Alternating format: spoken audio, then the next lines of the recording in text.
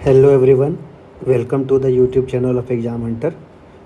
हम लोग अब करंट अफेयर्स के सीरीज को फिर से रीस्टार्ट कर रहे हैं। अब तक हम लोग 2 पार्ट में करंट अफेयर्स को डिस्कस कर चुके हैं। दोनों में हम लोगों ने मई के इम्पोर्टेंट करंट अफेयर्स को डिस्कस किया था। आज हम लोग मई के तीसरे पार्ट के इम्पोर्टेंट करंट अफेयर्स को डिस्कस करेंगे और आज से हम लोग इस सीरीज़ को, करंट अफेयर्स की सीरीज़ को कंटिन्यू करेंगे डेली बेसिस पे। ठीक है, तो चलिए अब हम शुरुआत करते हैं।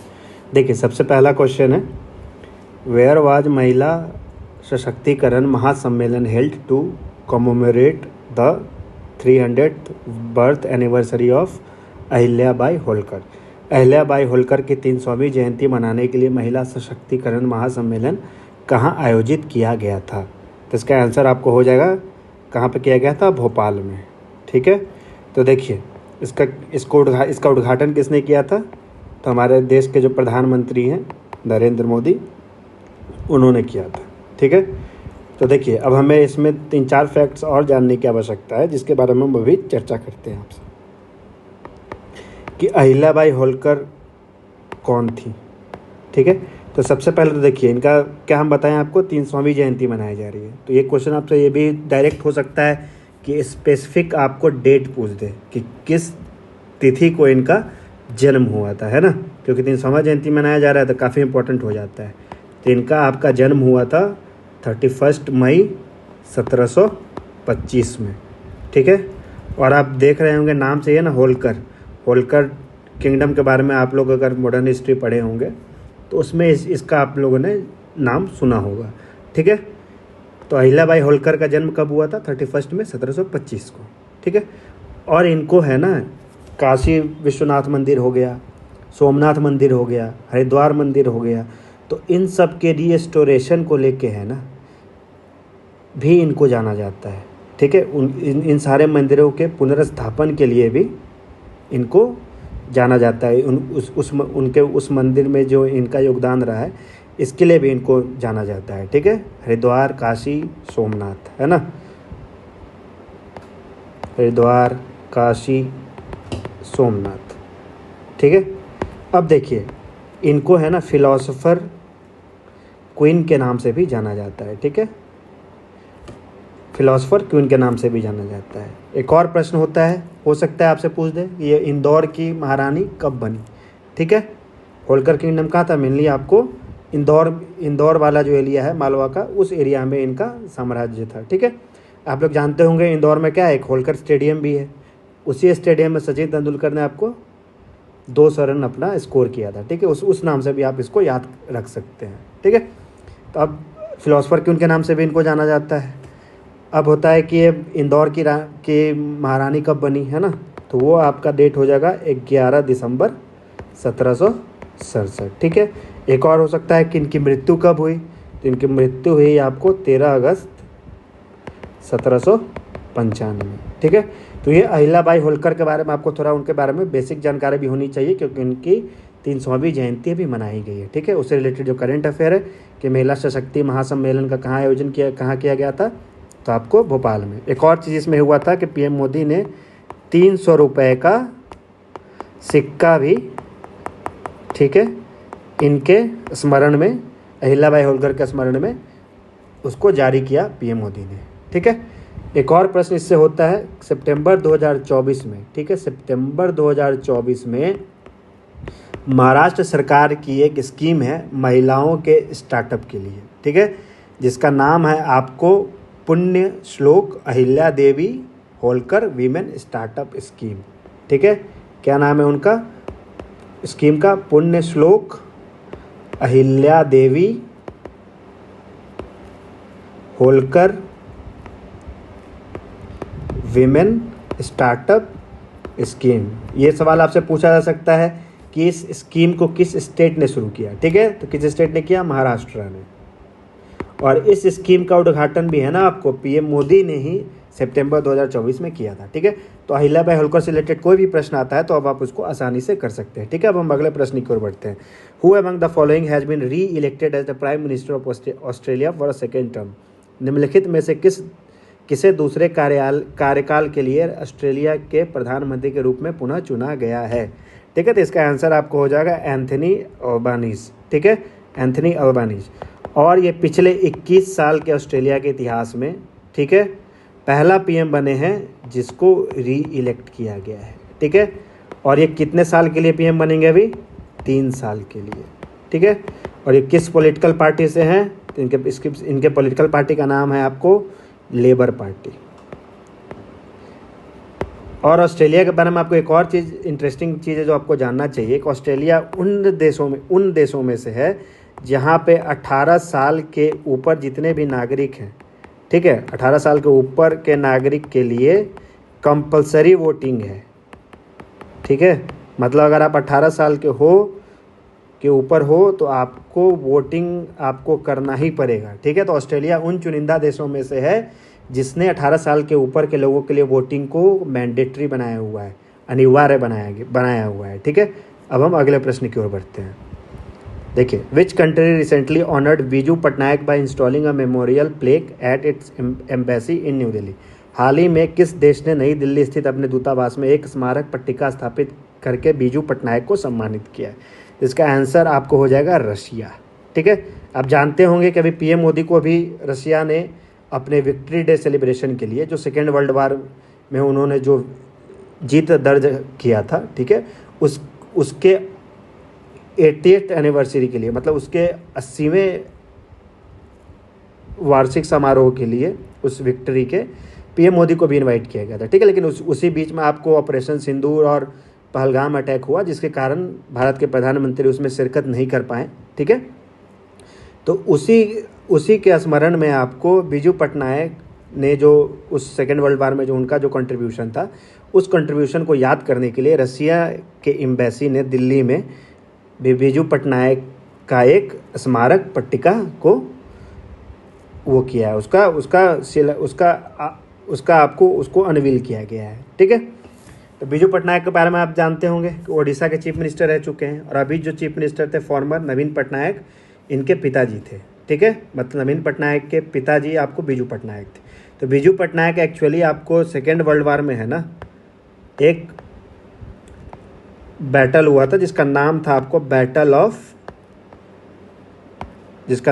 बैटल ऑफ स्टालिनग्राड, ठीक है।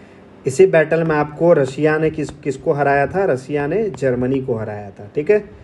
हिटलर के शासन का जो नाजी जर्मनी था, उसको रशिया ने बैटल ऑफ स्टालिनग्राड में हराया था। और इसी युद्ध में बीजू पटनायक का जो उनका कंट्रीब्यूशन था, चूँकि वो क्या था, चूँकि वो बीजू पटनायक आपको एयरफोर्स के पायलट थे, ठीक है। जो ब्रिटिश रॉयल फोर्स थी उसके वो पायलट थे। तो उनके ही आपको योगदान के लिए आपको रशिया ने अपने एम्बेसी जो दिल्ली में स्थित है, वहाँ पर आपको एक मेमोरियल प्लेक का अनवील किया गया है, ठीक है। अब अगले प्रश्न की ओर बढ़ते हैं। Who among the following has been conferred upon the French civilian honour Officier dans l'Ordre des Arts et des Lettres से सम्मानित किया गया है, ठीक है। हाल ही में निम्नलिखित में से किसे फ्रांसीसी नागरिकी सम्मान Officier dans l'Ordre des Arts et des Lettres से सम्मानित किया गया? तो इसका आंसर क्या हो जाएगा आपको? पायल कपाड़िया, ठीक है। ये बहुत न्यूज़ में रही हैं, इनके ऊपर बहुत सारा प्रश्न ऑलरेडी एग्जाम में पूछा जा चुका है, ठीक है। इन्होंने एक फिल्म बनाया था ऑल वी इमेजिन, ठीक है। क्या नाम है फिल्म का? All we imagine as light, जिसको पिछले साल के कांस 2024 के में एक अवार्ड से सम्मानित भी किया गया था, ठीक है। तो इसी फिल्म के लिए है ना, ठीक है, इसी फिल्म के लिए all we imagine as light के लिए अभी आपको 2025 में 82nd गोल्डन ग्लोब अवार्ड्स, ठीक है, गोल्डन ग्लोब अवार्ड्स में बेस्ट डायरेक्टर कैटेगरी में, ठीक है, बेस्ट डायरेक्टर कैटेगरी में पायल कपाड़िया को क्या किया गया था? नॉमिनेट किया गया था, जो जनवरी 2025 में गोल्डन ग्लोब अवार्ड सेरेमनी हुआ था उसमें, ठीक है। तो एक प्रश्न आपका ये भी बन सकता है। और ये ऐसा होने वाला आपको दूसरी भारतीय हैं शेखर कपूर के बाद जिसको गोल्डन ग्लोब अवार्ड में बेस्ट डायरेक्टर के लिए नॉमिनेट किया गया था। ये अल्टीमेटली जीत नहीं पाई थी, ठीक है, लेकिन इनको बेस्ट डायरेक्टर अवार्ड कैटेगरी में इनको गोल्डन ग्लोब अवार्ड्स में नामित किया गया था, नॉमिनेट किया गया था, ठीक है।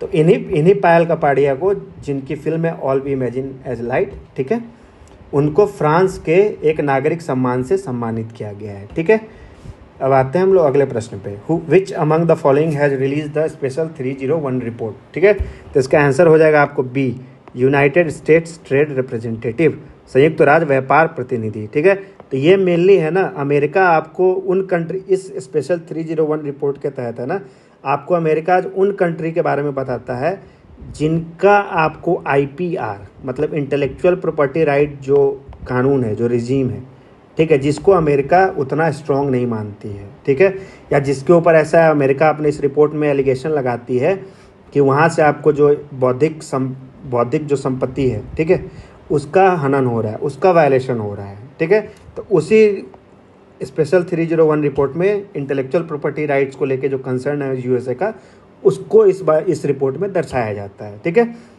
तो इस रिपोर्ट में एक्चुअली ये न्यूज़ में इसलिए रहा है क्योंकि अमेरिका ने स्पेशली 8 कंट्रीज़ को, ठीक है, जिसमें चाइना, मैक्सिको के साथ साथ भारत का भी नाम है, उन भारत को भी आपको इंटेलेक्चुअल प्रॉपर्टी राइट्स के वायलेशंस के लिए आपको USA ने इस रिपोर्ट में स्पेशल 301 रिपोर्ट में इंडिया का भी जिक्र उन्होंने किया है। ठीक है, इसके कारण ये स्पेशल 301 रिपोर्ट रिलीज में था। इसको रिलीज कौन करता है?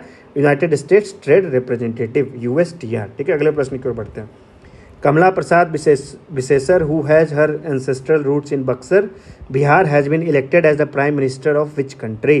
ठीक है, तो इसका आंसर हो जाएगा आपको बी, त्रिनिडाद और टोबैगो, त्रिनिडाद और टोबैगो। ठीक है, उसकी वो आपको प्रधानमंत्री बनी है। ठीक है, तो इससे रिलेटेड आपको कुछ और जानकारी आपको पास होना चाहिए कि ये दूसरी बार है ना आपको त्रिनिदाद और टोबैगो की प्रधानमंत्री बनी। इससे पहले वो 2010-2015 तक ऑलरेडी वहाँ की प्रधानमंत्री रह चुकी हैं। ठीक है, जिनका संबंध आपको पैतृक संबंध बक्सर से रहा है। ठीक है, अब इनके पॉलिटिकल पार्टी का क्या नाम है वो भी आपको जानना चाहिए।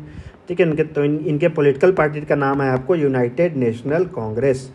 ठीक है, और ये त्रिनिदाद और टोबैगो की एकमात्र महिला है, ठीक है, ओनली फीमेल है to be appointed as prime minister.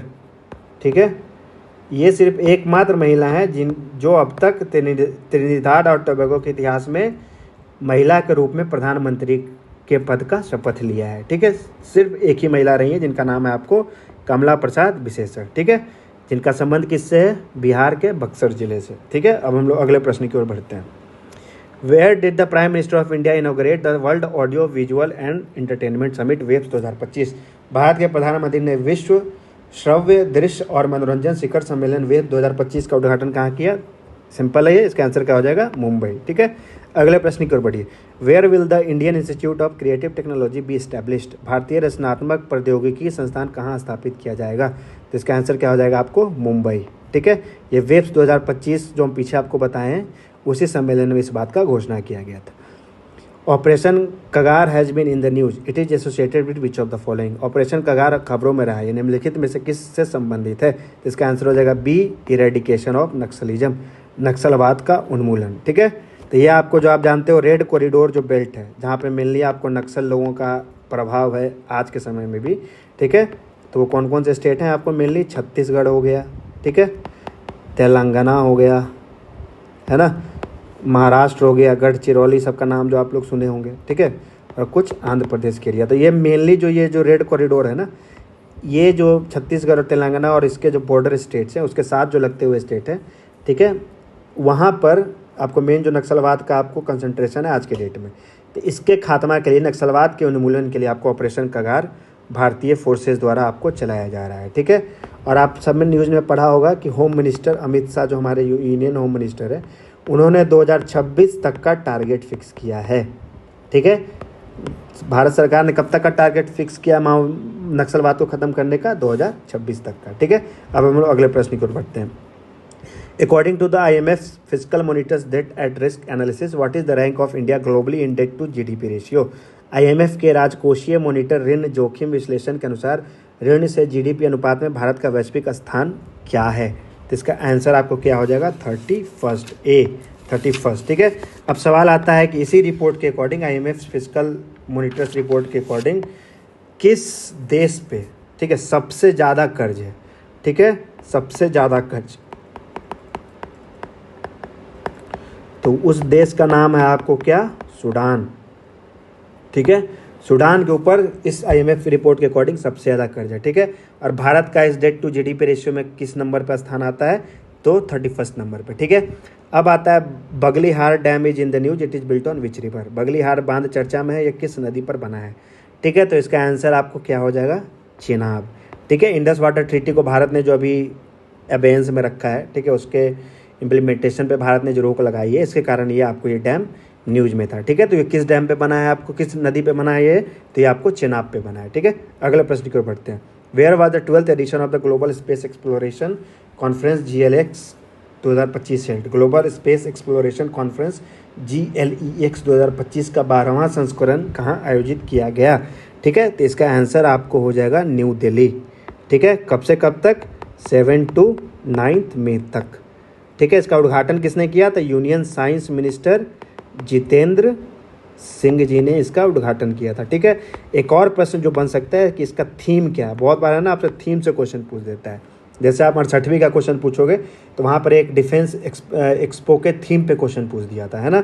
तो आपको ये GLEX कॉन्फ्रेंस के थीम के बारे में भी पता होना चाहिए, ठीक है। तो इसका थीम क्या था, रीचिंग न्यू वर्ल्ड्स, ठीक है, रीचिंग न्यू वर्ल्ड्स, है ना, reaching new worlds a space exploration renaissance, ठीक है, स्पेस एक्सप्लोरेशन रिनेसा, ठीक है। तो ये थीम भी आपको याद रहना चाहिए, जैसे हम बताएं 68वीं में आपको डिफेंस एक्सपो के थीम पे पूछ दिया गया था, ठीक है। तो कहाँ हुआ था, न्यू दिल्ली में। उद्घाटन किसने किया, जितेंद्र सिंह ने। थीम क्या है, रीचिंग न्यू वर्ल्ड्स और स्पेस एक्सप्लोरेशन रिनेसा, ठीक है। अगले प्रश्न की ओर बढ़ते हैं। According to the UN's world economic situation and prospects media report, what is India's projected GDP growth rate for the 2025-26 fiscal year. संयुक्त राष्ट्र की विश्व आर्थिक स्थिति और संभावना मध्य वर्ष रिपोर्ट के अनुसार 2025-26 वित्तीय वर्ष के लिए भारत की अनुमानित GDP विकास दर क्या है। तो इसका आंसर क्या हो जाएगा, 6.3%। कितना हो जाएगा, 6.3%, ठीक है। हम लोग अगले प्रश्न की ओर बढ़ते हैं। Where did the union minister Ashwini Vaishnaw inaugurated India's first 3nm chip design centres. केंद्रीय मंत्री अश्विनी वैष्णव ने भारत के पहले 3nm चिप डिजाइन केंद्र का उद्घाटन कहाँ किया। तो इसका आंसर हो जाएगा बोथ 2 and 3, मतलब नोएडा और बेंगलोर दोनों में, दोनों जगह पर इस 3nm चिप का, ठीक है, बनाने वाले सेंटर का आपको उद्घाटन किया गया, ठीक है। कहाँ पर, नोएडा और बेंगलोर दोनों जगह पे। अगले प्रश्न की ओर बढ़ते हैं। What was India's total export of goods and services in 2024-25। 2024-25 में भारत का वस्तुओं और सेवाओं का कुल निर्यात कितना था, 825 US बिलियन डॉलर, ठीक है। जो अब तक का भारत के इतिहास का सबसे बड़ा एक्सपोर्ट कहा गया है, ठीक है। सबसे बड़ा एक्सपोर्ट आज तक के भारत के इतिहास का आपको 2024-25 में दर्ज किया गया, और उसका आंकड़ा कितना था, 825 US बिलियन डॉलर, ठीक है। अगर एग्जैक्ट बात कीजिएगा तो 824.9 US बिलियन डॉलर, ठीक है।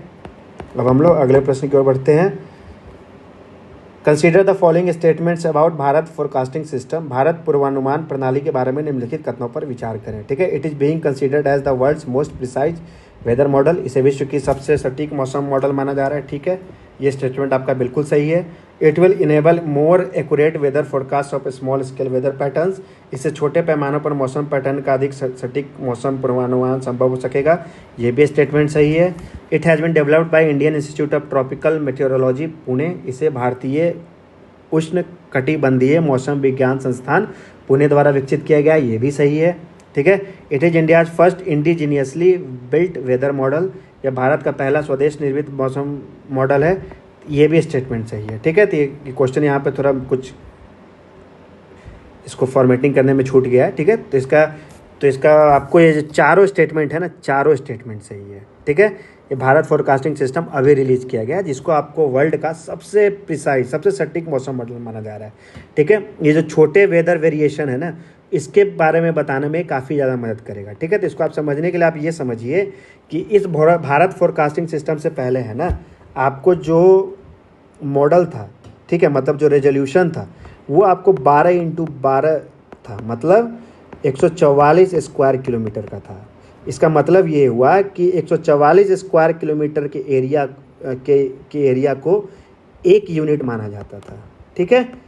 और फिर आपको उस 144 स्क्वायर किलोमीटर एरिया का जो एरिया होता था उसके बारे में एक कॉमन फोरकास्ट किया जाता था, ठीक है। तो ये भारत फोरकास्टिंग सिस्टम जो आया है ना, तो इसमें ये घट के है ना 144 स्क्वायर किलोमीटर से आप ये समझिए कि 6 किलोमीटर इंटू 6 किलोमीटर, मतलब ये 36 स्क्वायर किलोमीटर पे आ गया है, ठीक है ना। मतलब आप खुद समझिए कि पहले जो 144 स्क्वायर किलोमीटर था वो अब घट के कितना पर आ गया, 36 स्क्वायर किलोमीटर के, ठीक है। तो आप इससे आप खुद आप समझ सकते हैं कि ये किस तरीके से ये जो छोटे लेवल पे जो वेदर पैटर्न चेंजेज होते हैं जिसके बारे में अब तक जानना हमारे लिए मुश्किल होता था, इसके बारे में भी ये भारत फोरकास्टिंग सिस्टम हमें जानकारी मुहैया प्रदान करेगा, ठीक है। इस कारण से इसे विश्व का सबसे सटीक मौसम मॉडल माना जा रहा है, ठीक है। और ये पूरी तरीके से भारत द्वारा स्वदेशी तौर पर निर्मित मॉडल है, ठीक है। अब आते हैं हम अगले प्रश्न पे। India was awarded the certificate of elimination for which of the following diseases as a public health problem at the 78th World Health assembly.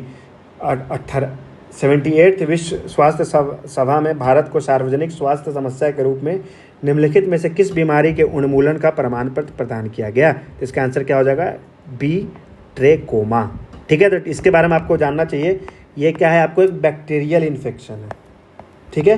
क्या है, बैक्टीरियल इन्फेक्शन है। और ये किस किस अंग को हमारे शरीर को प्रभावित करता है, आँख को, ठीक है, आई को, है ना। अब आता है कि इसका नाम क्या है जिसके कारण ये होता है, ठीक है। तो इसका नाम है आपको, उस बैक्टीरिया का नाम है आपको चैलमीडिया, ठीक है, चैलमीडिया ट्रैकोमैटिस, ठीक है। चैलमीडिया ट्रैकोमैटिस बैक्टीरिया के कारण ये आपको बैक्टीरियल इन्फेक्शन जिससे आँख प्रभावित होता है ये बीमारी होती है, ठीक है। अब आता है कि ये भारत ऐसा उपलब्धि हासिल करने वाला है ना, साउथ ईस्ट एशिया का, दक्षिण एशिया प्रांत का, रीजन का 3rd कंट्री बना है, ठीक है। तो ये आपको पूरा ट्रैकोमा के बारे में इंफॉर्मेशन। अब एक और सवाल ये भी हो सकता है कि 78th वर्ल्ड हेल्थ असेंबली 78वीं विश्व स्वास्थ्य सभा कहाँ आयोजित किया गया था। तो इसका आंसर आपको क्या हो जाएगा, जिनीवा में, ठीक है। वर्ल्ड हेल्थ ऑर्गेनाइजेशन का आपको पता ही होगा कि हेडक्वार्टर्स भी कहाँ है, वो जिनीवा में ही स्थित है, ठीक है। अगले प्रश्न की ओर बढ़ते हैं। Where was Hull 096 world's largest electric vehicle ever constructed, ठीक है। दुनिया का अब तक का सबसे बड़ा इलेक्ट्रिक वाहन हल 096 कहाँ बनाया गया। तो इसका आंसर क्या हो जाएगा आपको, ऑस्ट्रेलिया, ठीक है। अगला प्रश्न देखिए, which of the following temples in Assam has been recognised as a model temple for turtle conservation. Assam में निम्नलिखित में से किस मंदिर को कछुआ संरक्षण के लिए आदर्श मंदिर के रूप में मान्यता दी गई है, ठीक है। तो इसका आंसर क्या हो जाएगा आपको, नवग्रह टेम्पल, ठीक है। कहाँ पे स्थित है, असम में। असम के किस जिले में, अगर पूछ दे असम में कहाँ पे स्थित है तो वो विश्वनाथ जगह है, ठीक है, वहाँ पर ये स्थित है, ठीक है। इस मंदिर को, नवग्रह मंदिर को आपको कछुआ संरक्षण के लिए, टेम्पल आपको टर्टल कंजर्वेशन के लिए आपको एक रिकॉग्निशन प्रोवाइड किया गया, मान्यता प्रदान किया गया है, ठीक है। अगला प्रश्न देखिए, Banu Mushtaq has won the International Booker Prize for which of the following books. ये बहुत इंपॉर्टेंट क्वेश्चन है, बहुत इंपॉर्टेंट। ये हो जाएगा आपको हार्ट लैम्प, ठीक है। और ये पहला कन्नड़ बुक है, ठीक है, जिसको आपको इंटरनेशनल बुकर प्राइज दिया गया है, ठीक है। देखिए कन्नड़ बुक है तो इसको इंग्लिश में किसी ने ट्रांसलेट किया होगा ना, तो हो सकता है आपको उस व्यक्ति का भी नाम पूछ दे जिसने इसको कन्नड़ा से इंग्लिश में ट्रांसलेट किया। तो उसका नाम है आपको दीपा भट्टी, ठीक है। इन्होंने इस कन्नड़ बुक को आपको, बानो मुश्ताक की जो बुक है उसको कन्नड़ से इंग्लिश में ट्रांसलेट किया, ठीक है। हार्ट लैम्प के लिए इनको बुकर प्राइज़ दिया गया है, ठीक है। और आपको एक और बात जानकारी जाननी चाहिए कि ये इंटरनेशनल बुकर प्राइज़ हासिल करने वाली सिर्फ दूसरी भारतीय है, ओनली सेकेंड इंडियन, ठीक है। अगर आप 67th का क्वेश्चन उठा कर देखोगे ना तो वहाँ पर जो पहली भारतीय जिनको इंटरनेशनल बुकर प्राइज़ दिया गया था तो उनका नाम है आपको गीतांजलि श्री, ठीक है, जिनको टॉम्ब ऑफ सैंड बुक के लिए इंटरनेशनल बुकर प्राइज़ दिया गया था। ये सन 60वीं का अगर आप एग्जाम का क्वेश्चन उठा कर देखोगे तो आपको ये क्वेश्चन पूछा गया है, टॉम्ब ऑफ सैंड की राइटर कौन थी जिनको इंटरनेशनल बुकर प्राइज़ दिया गया था, ठीक है। तो 2025 के लिए किनको दिया गया, बानो मुश्ताक के लिए। बानो मुश्ताक को किस बुक के लिए, हार्ट लैम्प के लिए, ठीक है। अगले प्रश्न की ओर बढ़ते हैं। How many medals did Bihar one at the Khelo India youth game 2025। Khelo India youth game 2025 में बिहार ने कितने पदक जीते? तो इसका आंसर हो जाएगा आपको 36। और एक और सवाल बनता है कि मेडल टैली में बिहार का रैंक कितना था? तो 15वें स्थान पे बिहार था। ठीक है, अब एक सवाल बनता है कि बिहार ने गोल्ड मेडल कितने जीते? तो 7। ठीक है, 7 गोल्ड मेडल, 11 सिल्वर, 18 ब्रोंज। ठीक है, ये मिला के आपका कितना हो गया? 36। एक और सवाल बनता है कि मेडल टैली में किस राज्य ने पहला स्थान हासिल किया? तो उसका आंसर हो जाएगा आपको महाराष्ट्र। खेलो इंडिया यूथ गेम्स का कहाँ आयोजन किया गया था? पटना में। ठीक है, और उसमें सबसे मेडल टैली पर टॉप कौन किया? महाराष्ट्र ने। महाराष्ट्र को कितना मेडल आया आपको? 158 मेडल्स। बिहार का कितना रैंक था? 15वां। ठीक है, मेडल कितने जीते? 36। और ये बिहार का अब तक का सबसे बेहतरीन परफॉर्मेंस रहा है खेलो इंडिया यूथ गेम्स में। ठीक है, अगले प्रश्न की ओर बढ़ते हैं। Who was recently appointed as the chairman of national security advisory board? हाल ही में राष्ट्रीय सुरक्षा सलाहकार बोर्ड का अध्यक्ष किसे नियुक्त किया गया? इसका आंसर क्या हो जाएगा? आलोक जोशी। ठीक है, अगला प्रश्न देखिए। Who among the following has been granted a 1 year extension as director of the intelligence bureau? निम्नलिखित में से किसे इंटेलिजेंस ब्यूरो के निर्देशक के रूप में 1 वर्ष का विस्तार दिया गया है? इसका आंसर क्या हो जाएगा आपको? बी, तपन डेका। ठीक है, अगला प्रश्न देखिए। Which state has launch the Jyoti campaign to enrol children of migrant workers in the school and anganwadi centres? किस राज्य ने प्रवासी श्रमिकों के बच्चों को स्कूल और आंगनवाड़ी केंद्रों में दाखिला दिलाने के लिए ज्योति अभियान शुरू किया? तो इसका आंसर क्या हो जाएगा आपको? डी, केरला। ठीक है, अगला प्रश्न देखिए। Who among the following recently has assumed charge as the new vice chancellor of Nalanda university? इसका आंसर क्या हो जाएगा आपको? सचिन चतुर्वेदी। ठीक है, और किसकी जगह लेंगे ये आपको अरविंद पनागरिया की जगह लेंगे। ठीक है, नए वीसी कौन बना नालंदा यूनिवर्सिटी का? सचिन चतुर्वेदी। अगला प्रश्न देखिए। Which has become the first Indian state to publish an atlas of its water bodies? तो इसका आंसर क्या हो जाएगा आपको? बिहार। ठीक है, अपने जल निकायों का एटलस प्रकाशित करने वाला पहला भारतीय राज्य कौन बना है? तो वो बिहार है। ठीक है, अगला प्रश्न देखिए। तो ये देखिए आज का है ना, ये आपको ये मे 3rd पार्ट का इंपॉर्टेंट MCQ था। ठीक है, कल हम मे के 4थे पार्ट को डिस्कस करेंगे। ठीक है, तो देखिए करंट अफेयर्स का हमारा बैच आपको नया 78 जून से स्टार्ट हो रहा है, जिसमें हम आपको मंथली करंट अफेयर्स प्रोवाइड करेंगे। और वो आपको एक तरीके से समझो ये जो बैच है ना, वो आपके लिए 1 स्टॉप सोल्यूशन है। करंट अफेयर्स का जो भी आपको इशू है, जो भी समस्या है, उसके लिए ये आपको ये 1 स्टॉप सोल्यूशन है। ठीक है, आप देखो हम इसमें आपको क्या क्या प्रोवाइड कर रहे हैं। मंथली मैगजीन आपको मिलेगा, जिसमें सिर्फ बिहार नेशनल, इंटरनेशनल और बाकी सब चीज़ नहीं, उसमें टोटल चीज़ रहेगा, इंक्लूडिंग बिहार करंट अफेयर्स। ठीक है, इंक्लूडिंग बिहार करंट अफेयर्स। ठीक है, इसके साथ साथ आपको बजट, इको सर्वे, ठीक है, वो सब मिलेगा। जुलाई के फर्स्ट वीक में आपको बजट इकोनॉमिक सर्वे भी मिल जाएगा। ठीक है, इसके अलावा आपको MCQs मिलेगा प्रैक्टिस के लिए, सारे मंथ वाइज करंट अफेयर्स का। ठीक है, उन्हीं करंट अफेयर्स का आपको हम क्विज बोर्ड भी देंगे, जिसके थ्रू आप जितना मर्जी उतना प्रैक्टिस कर सकते हैं। ठीक है, और हमारा जो टेस्ट सीरीज है प्रीलिम्स के लिए, वो आपको 12 जून से स्टार्ट हो चुका है। ठीक है, 7 जून नहीं, 12 जून से स्टार्ट हो चुका है। ठीक है, जिसमें 20 test, 10 sectional, 10 full length, daily homework series, ठीक है, मेंटरशिप, सब कुछ आपको इसमें प्रोवाइड किया जाएगा। ठीक है, तो ये दोनों हमारा पेड बैच है। अगर आप चाहते हैं तो आप हमसे जुड़ सकते हैं। ठीक है, हम लोग कल अगले करंट अफेयर्स को लेके मिलते हैं। तब तक के लिए थैंक यू वेरी मच।